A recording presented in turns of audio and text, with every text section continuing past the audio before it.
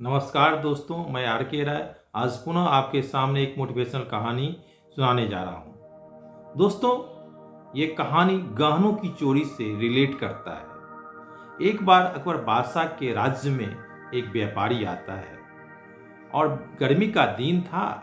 वो व्यापारी अपने नौकर चाकर के साथ आया। वह सोचा अपने कपड़े सब खोल करके और गहने सब उतार करके एक कमरे के कोने में रख देता है और नदी पे नहाने के लिए जाता है। नदी पर नहाने के बाद जब वो लौट के आता है तो देखता है इसका गहना जो है, जो कपड़ा खोल कर रखा था, वो सब गायब है। अपने सभी नौकर चाकर से और व्यापारी बोलता है तो कौन आदमी गहना मेरा चुरा लिया, लेकिन कोई भी नौकर राजी नहीं होता जब मैंने गहना चुराया है। बहुत मुश्किल में पड़ जाता है व्यापारी। सोचता है इतना बड़ा मैं व्यापारी सोने का और मेरा सभी गहना चुरा लिया है।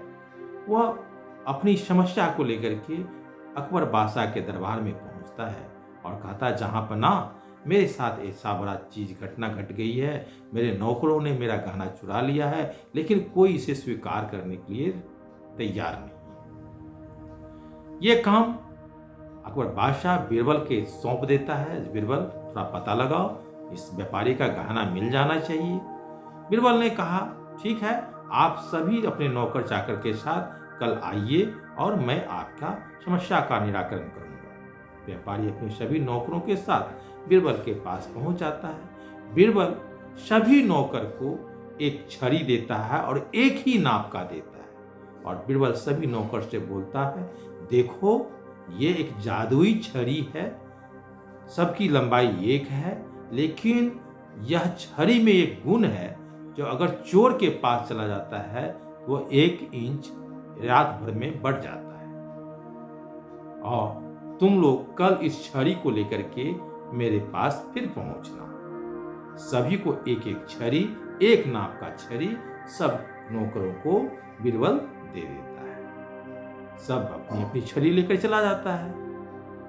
जो चोरी किया था जो नौकर सोने का, गहनों का, वो सोचा अरे बीरबल ने बोला 1 इंच रात भर में बढ़ जाएगा, मैं क्यों नहीं इस छड़ी का 1 इंच काट लूं तो बढ़ेगा ही नहीं। और वही वो करता है, वह 1 इंच छड़ी को काट लेता है। और कल जब सभी नौकर बीरबल के पास पहुंचता है तो देखता है सभी की छड़ी की लंबाई एक है, लेकिन इसकी छड़ी की लंबाई 1 इंच छोटी हो गई थी।